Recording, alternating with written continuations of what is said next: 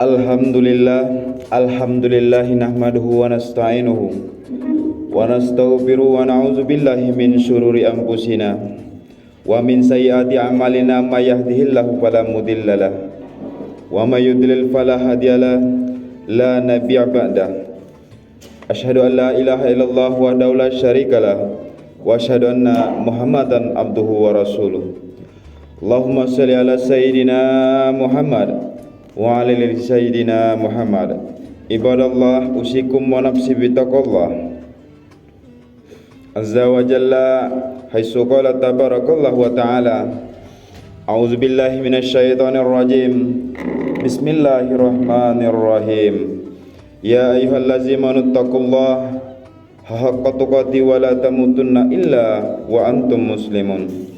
Wa qala tabaraka wa ta'ala, afalam yasiru fil ardi fatakunu lahum qulub yaqiluna biha adhanun yasmahuna biha fa inha la ta'ma al abasaru walakin ta'zal qulubu allati fis suduri.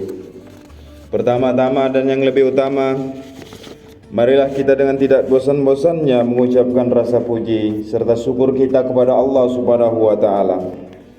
Pada Jumat kali ini kita masih diberikan nikmat oleh Allah Subhanahu wa taala berupa kesehatan, sehingga kita semua selaku umat muslim dapat menjalankan salat Jumat secara berjamaah. Yang kedua kalinya selawat serta salam selalu kita curahkan kepada junjungan kita Habibinal Karim Nabi Muhammad sallallahu alaihi wasallam. Semoga kita semua selaku umatnya dapat mengikuti sunnah-sunnah beliau hingga akhir kiamat. Selanjutnya selaku khotib, kami wasiatkan kepada diri kami sendiri dan seluruhnya kaum jamaah sekalian dengan wasiat takwa. Marilah kita selalu memperbaiki kembali kualitas takwa kita dengan sepenuh ikhtiar dan tawakal. Semoga Allah Subhanahu wa taala meletakkan kita di saf hamba-hambanya yang menempati surganya Allah Subhanahu wa taala. Sebagai seorang muslim, kita yakin dengan sepenuh hati bahwa iman dan takwa seseorang akan bertambah dan juga akan berkurang. Kualitas iman itu bertambah dengan melaksanakan amal ketaatan kepada Allah Subhanahu wa taala. Artinya hari-hari kita penuhi dengan aktivitas takwa. Sebaliknya kualitas iman akan berkurang dengan melakukan sebuah kemaksiatan. Semakin sering kita melakukan sebuah dosa dan maksiat tanpa ada upaya untuk bertobat, maka bisa jadi cepat ataupun lambat iman kita akan menyusut, bahkan tercabut tanpa bekas dari dalam diri kita. Hadirin jamaah Jumat yang dirahmati Allah Subhanahu wa taala. Adapun judul khutbah kita pada Jumat kali ini yaitu 5 penyebab rusaknya hati. Hadirin jamaah Jumat yang rahmati Allah Subhanahu wa taala. Sebagai seorang muslim, kita yakin bahwa dalam diri kita terdapat segumpal darah yang disebut dengan hati. Prinsip dalam Islam, hati itu memiliki karakter mudah untuk berubah-ubah. Hati manusia memiliki peran yang sangat penting. Kita meyakini jika hati kita dalam kondisi baik dan dalam kondisi sehat, maka baik dan sehat pula seluruh jasad ini.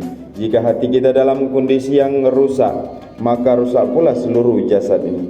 Sebagaimana Rasulullah sallallahu alaihi wasallam bersabda yang berbunyi, "Iza solihat salahal jasadu kulluhu wa iza fasadal jasadu kulluhu."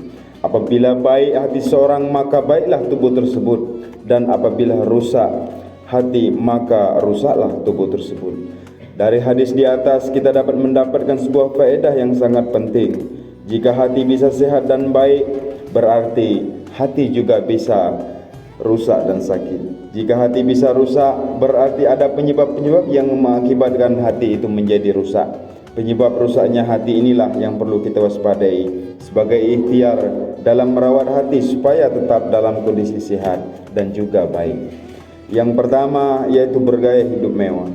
Bergaya hidup mewah adalah salah satu penyebab rusaknya hati. Bergaya hidup mewah adalah kebiasaan orang zalim di sepanjang zaman. Allah Subhanahu wa taala berfirman dalam surat Hud ayat 116 yang berbunyi, "Wattaba'al ladzina zalamu ma usrifu fihi wa kanu mujrimin. Dan orang-orang yang zalim hanya mementingkan kenikmatan dan kemewahan, dan mereka adalah orang-orang yang berdosa.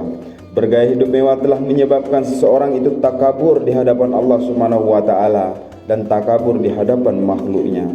Allah Subhanahu wa taala pun berfirman di dalam surat Saba ayat 35 yang berbunyi, wa qalu nahnu aksaru amwala wa aulada wa ma nahnu bimu'azzabin. Dan mereka berkata, kami memiliki lebih banyak harta dan anak-anak daripada kamu, dan kami tidak akan diazab sama sekali oleh Allah Subhanahu wa taala. Allah Subhanahu wa taala telah berjanji akan misalkan orang-orang yang bergaya hidup mewah ketika di dunia dan membidasakan mereka kelak ketika di akhirat. Di dalam surat Al-Isra yang berbunyi, wa iza aradna an nuhlika qaryatan amrana musrifiha papasabaku piha pahaka alaiha qaulu fazammarnaha tadmira. Dan jika kami hendak membinasakan suatu negeri, maka kami akan perintahkan kepada orang yang hidup mewah di negeri tersebut agar mentaati Allah. Tetapi bila mereka melakukan kedurhakaan di dalam negeri itu, maka sepantasnya berlakulah terhadapnya perkataan hukuman kami. Kemudian kami binasakan sama-sama kali negeri itu. Dan bukanlah harta atau anak-anakmu yang mendekatkan kamu kepada kami, melainkan orang-orang yang beriman dan orang-orang yang mengerjakan sebuah kebajikan. Kemudian yang kedua yaitu sifat munafik.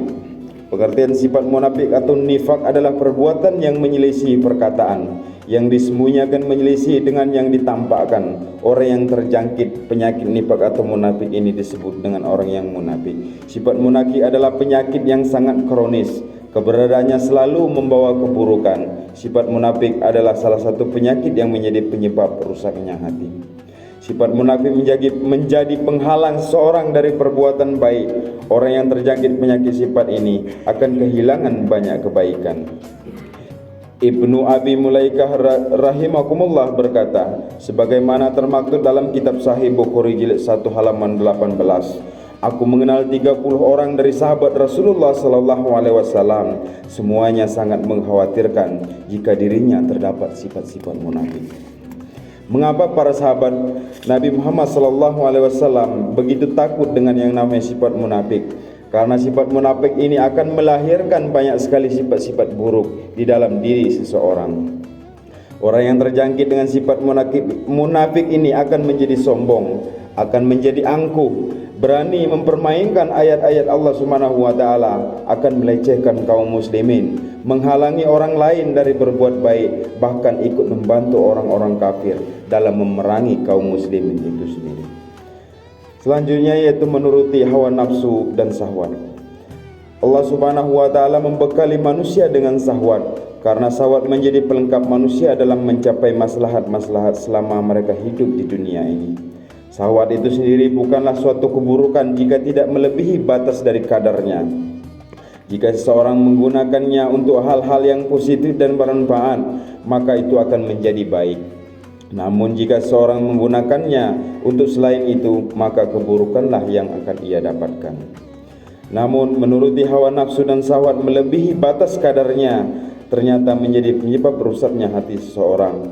Allah Subhanahu wa taala berfirman di dalam Al-Qur'an surat Al-Kahfi ayat 28. Wala tuti'u man a'falna qalbahu an zikrina wattaba'a hawahu wa kana amruhu furotan. Dan janganlah engkau mengikuti orang yang hatinya telah kami lalaikan dan mengingat kami, serta menuruti keinginannya dengan keadaan yang sudah melewati batas. Sebab mengikuti hawa nafsu dan syahwat akhirnya akan timbul sebuah perselisihan, akan timbul sebuah perpecahan. Sebab mengikuti hawa nafsu dan syahwat akhirnya timbul sebuah kesesatan dan juga akan timbul sebuah penyimpangan. Kemudian yang keempat yaitu ambisi terhadap kekuasaan. Salah satu penyebab rusaknya hati adalah ambisi kekuasaan. Ambisi kekuasaan adalah penyakit yang dapat menggerogoti sehatnya hati seseorang. Seseorang yang berambisi pada kekuasaan akan kehilangan keikhlasan dalam beramal. Ia akan melakukan kebaikan jika hal itu mendukung dirinya untuk mendapatkan sebuah kekuasaan. Ia akan lebih sibuk mencari aib orang lain, kemudian menjatuhkannya agar tidak berkompetisi dengan dirinya dalam meraih kekuasaan tersebut. Ia akan berani menggadaikan apapun demi meraih kekuasaan dan kedudukan, tidak peduli apakah itu jalan yang halal, tidak juga peduli apakah itu jalan yang haram. Bahkan dalam tataran yang lebih ekstrim, ambisi terhadap kekuasaan telah mematikan hati sehingga ia bahu-membahu dengan orang-orang kafir untuk menghancurkan Islam, bahkan untuk menghancurkan kaum muslimin itu sendiri. Yang kelima yaitu cinta terhadap dunia. Penyebab rusaknya hati yang terakhir adalah cinta terhadap dunia, atau bisa yang disebut dengan hubbud dunia. Bagaimana cinta dunia dapat mengakibatkan rusaknya hati seseorang? Cinta dunia adalah sebab seseorang terjatuh dalam kekafiran. Allah Subhanahu wa taala berfirman di dalam surat An-Nahl ayat 106 sampai 107 yang berbunyi, walakin man syaraha bil kufri sadran fa alaihim ghadabun minallah wa lahum azabun azim. Zalika bi annahum tahabbul hayawat dunya alal akhirah. Tetapi orang yang melapangkan dadanya untuk kekafiran, maka kemurkaan Allah menimpanya dan mereka akan mendapatkan azab yang besar. Yang demikian itu disebabkan karena mereka lebih mencintai kehidupan dunia dibanding mereka mencintai kehidupan akhirat. Cinta dunia juga mengakibatkan hati seorang lalai dari mengingat Allah Subhanahu wa taala. Allah Subhanahu wa taala berfirman dalam surat Al-Kahfi ayat 28 yang berbunyi, wala tuti man aghfalna qalbahu an zikrina watba'a hawahu wa kana amaruhu furtan. Dan janganlah engkau mengikuti orang yang hatinya telah kami lalaikan dari mengingat kami, serta menuruti keinginannya dan keadaannya sudah melewati batas. Banyak sekali akibat buruk yang akan ditimbulkan dari penyakit-penyakit dari cinta dunia, sehingga Rasulullah SAW sangat mewanti-wanti umatnya agar tidak terjatuh pada penyakit cinta dunia, tetapi takut mati. Hadirin jemaah Jumat yang dirahmati Allah Subhanahu wa taala. Demikianlah materi khutbah singkat kita pada Jumat kali ini. Mudah-mudahan bermanfaat untuk kita semua. Selain dari 5 penyebab-penyebab di atas, masih banyak lagi penyebab rusaknya hati seorang, sebagaimana telah dijelaskan oleh banyak para ulama dalam karya-karyanya. Semoga Allah Subhanahu wa taala senantiasa selalu meneguhkan hati kita untuk selalu beribadah dan selalu taat kepada Allah Subhanahu wa taala. Aqulu qauli hadza wa astaghfiru li wa lakum wa lisa'iril muslimin min kulli dzambi fastaghfiruhu innahu huwal ghafurur rahim. Alhamdulillah, alhamdulillahi katsiran kama amar. Asyhadu an la ilaha illallah wa la syarikalah wa asyhadu anna Muhammadar Rasulullah. Allahumma shalli ala sayyidina Muhammad wa ala ali sayyidina Muhammad. Wa qala Allah ta'ala bil Qur'anil Karim, ya ayyuhallazina taqullaha haqqa tuqatih wa la tamutunna illa wa antum muslimun. Wa qala innallaha wa malaikatahu yusholluna 'alan nabi, ya ayyuhallazina amanu shallu 'alaihi wa sallimu taslima. Allahumma ighfir lil mu'minina wal mu'minat wal muslimina wal muslimat al ahya'i minhum wal amwat birahmatika ya arhamar rahimin. Allahumma azirna minan nar, Allahumma azirna minan nar, Allahumma azirna minan nar, Allahumma inna nas'alukal jannah, Allahumma inna nas'alukal jannah, Allahumma inna nas'alukal jannah.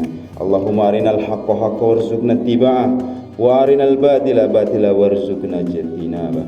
Rabbana zalamna anfusana wa illam taghfir lana wa tarhamna lanakunanna minal khasirin. Rabbana la tuzigh qulubana ba'da idh hadaytana wa hab lana min ladunka rahmatan innaka antal wahhab. Rabbana atina fid dunya hasanah wa fil akhirati hasanah wa qina azabannar. Walhamdulillahi rabbil alamin. Ibadallah, innallaha ya'muru bil 'adli wal ihsan wa ya'tazil qurba anil fahsya'i wal munkari wal baghi ya'izukum la'allakum tazakkarun. Wa la zikrullahi akbar. Aqimissalah. Wassalamu alaikum warahmatullahi wabarakatuh.